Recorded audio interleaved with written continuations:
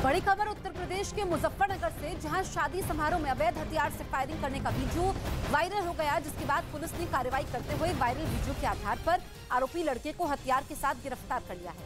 आरोपी लड़के की पहचान दीपक के रूप में हुई है, जिसने अपनी बहन की शादी में बंदूक से फायरिंग की, जिसका वीडियो सोशल मीडिया पर वायरल हो गया, जिस पर पुलिस ने कार्रवाई करते हुए उसे गिरफ्तार कर लिया। इधर एलएसी के मुद्दे पर अमित शाह ने कांग्रेस से कई सवाल पूछे।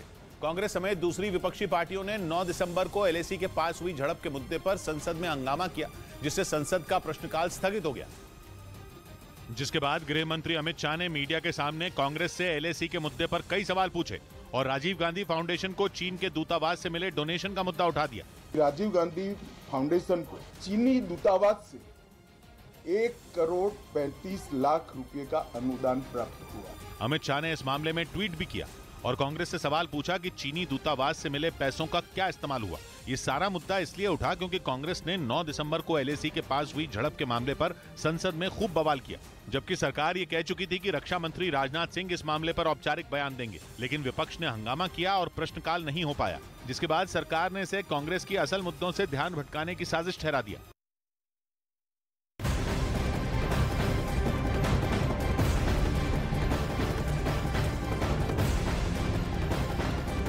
बड़ी खबर उत्तर प्रदेश के हापुड़ से है, जहां पैसों के लेन देन को लेकर 2 पक्षों में कहासुनी हुई। एक पक्ष ने तमंचा निकालकर दूसरे पक्ष पर फायरिंग कर दी।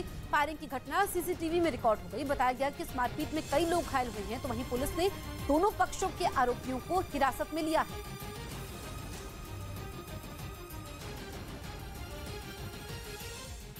इस बीच खबर है कि अरुणाचल प्रदेश के बाद अब उत्तराखंड में भी एलएसी के पार चीन एक बड़ी साजिश रच रहा है। इससे पहले लद्दाख में भी सीमा पार यानी चीन के इलाके में सैनिकों की संख्या बढ़ने की खबरें सामने आई थी और अब खबर है कि चीन यही चाल उत्तराखंड में भी चल रहा है, यानी वो एलएसी के पार अपने इलाकों में सैनिकों के लिए ऐसा गांव बसाने में जुटा है जो उसके जवानों को छत दे सके, मतलब कड़ाके की ठंड में भी उसके सैनिक वहां रहकर मोर्चा संभाल सकें।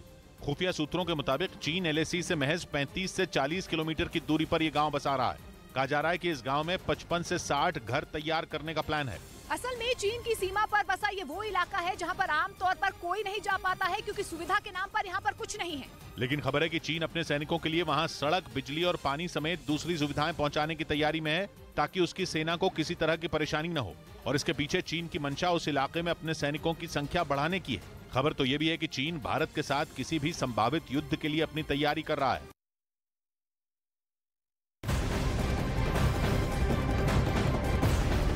Breaking news, FIFA football world cup पर अर्जेंटीना की टीम फुटबॉल वर्ल्ड कप के फाइनल में पहुंच गई है। देर रात खेले गए पहले सेमीफाइनल में मेसी की कप्तानी वाली अर्जेंटीना की टीम ने क्रोएशिया को करारी शिकस्त दी। 3-0 से मुकाबला जीतकर फाइनल में जगह बनाई।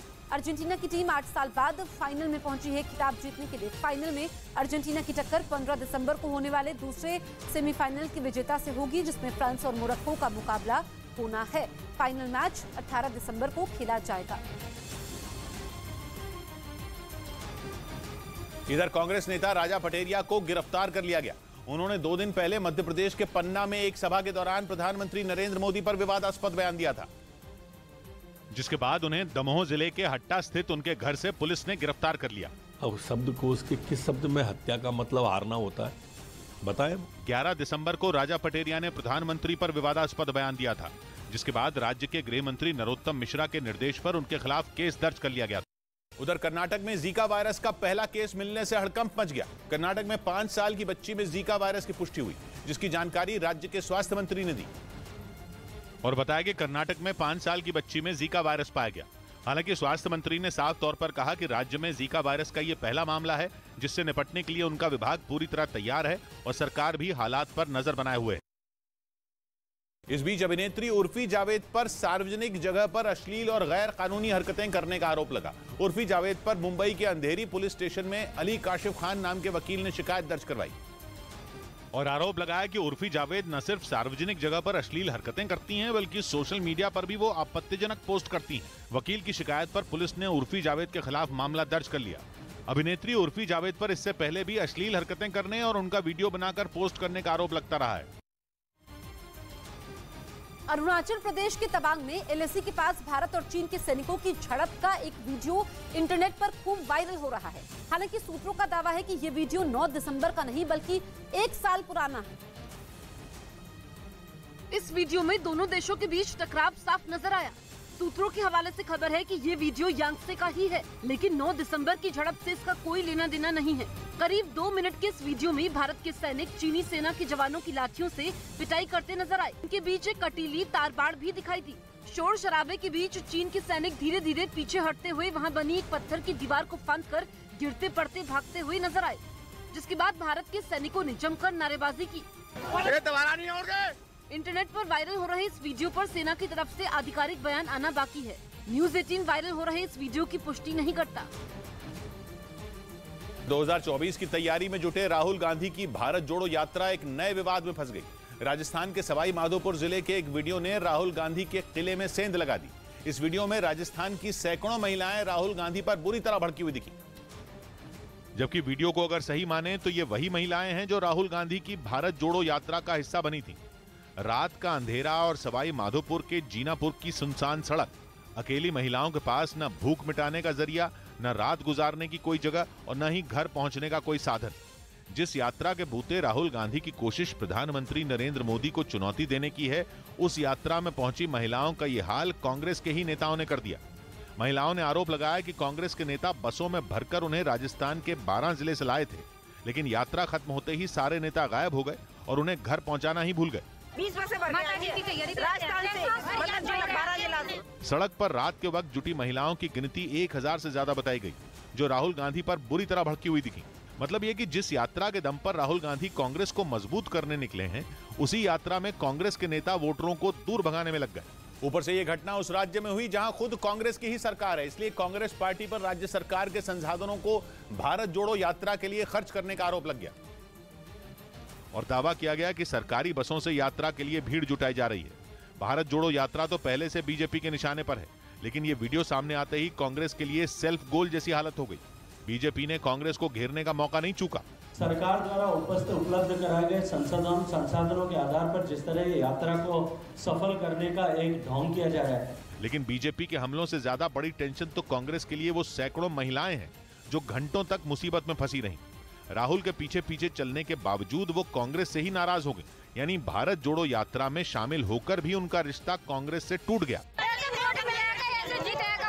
राजस्थान के जिस 12 जिले से ये महिलाएं सवाई माधोपुर पहुंची, वहां की दूरी करीब 4 घंटे है, लेकिन अब तक कांग्रेस की तरफ से इस वीडियो पर कोई सफाई तक नहीं आई।